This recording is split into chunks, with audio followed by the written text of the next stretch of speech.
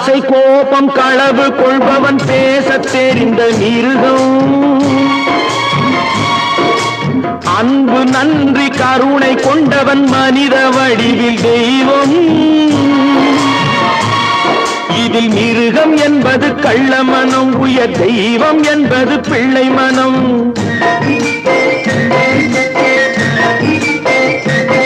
இந்த 6 கட்டளை அறிந்த மனது ஆண்டவன் வாழும் வெள்ளை மனம், ஆண்டவன் வாழும் வெள்ளை மனம். 6 மனமே 6, அந்த ஆண்டவன் கட்டளை 6.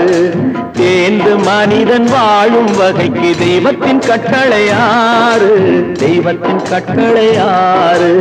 6 மனமே 6, அந்த ஆண்டவன் கட்டளை 6.